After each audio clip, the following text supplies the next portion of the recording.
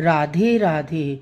जैसे मैं आज आपको भक्ति से अवगत करा रही हूँ कि भक्ति कितने रूपों में होती है, भक्ति की प्रारूपता क्या होती है, भक्ति का भेद क्या होता है, भक्ति का स्वरूप क्या होता है। तो भगवान ने इन दिनों भक्ति को बताते बताते मुझको इतनी अपनी भक्ति में इतना लीन किया है कि अब मेरे पास शब्द ही नहीं है कि मैं भक्ति के विषय में आपको और ज़्यादा बता सकूं। क्योंकि भक्ति में जब भगवान को भक्ति देनी होती है ना, पहले वो अपने भक्त की परीक्षा लेता है, उसको चारों तरफ से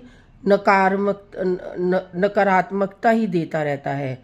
और जब उसको चारों तरफ से नकारात्मकता मिलती है तो वो उसको फिर भगवान भक्ति में प्रवेश दिलाता है, और ऐसी भक्ति में प्रवेश दिलाता है कि भक्त इतना उत्साहित हो जाता है कि वो भगवान के आगे नतमस्तक हो जाता है, प्रणाम करता है और भगवान के कहता है, हे भगवान, तू मुझको ऐसे ही गिराया कर दुनिया की नज़रों में, जितना तू गिराएगा उतना मैं तेरे करीब आऊँगी, उतना तू मुझे उठाएगा, क्योंकि तेरे गिराने से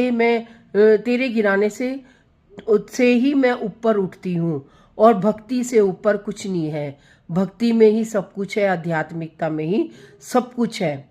आज इस कलयुग में सबके पास सब कुछ है, लेकिन भक्ति क्या है, धर्म क्या है, आध्यात्मिकता क्या है, ज्ञान क्या है, वैराग्य क्या है, ये हर एक के पास नहीं है।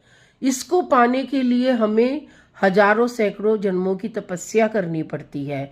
ये कोई साधारण शब्द नहीं है कि भक्ति, ज्ञान, वैराग्य, आध्यात्मिकता, प्रेम, ये एक बहुत भागवत जी, राधा जी और किशोर जू, ये कोई साधारण नहीं है। ये बहुत ज़्यादा इनके नाम से महसूस होना, इनके नाम से अवगत होना, इनको अपने आप में आत्मसात करना, ये हजारों सैकड़ों की तपस्या के बाद मिलता है। क्योंकि भागवत में प्रवेश हमें तभी मिलता है जब हम भक्ति में परिपूर्ण हो जाते हैं।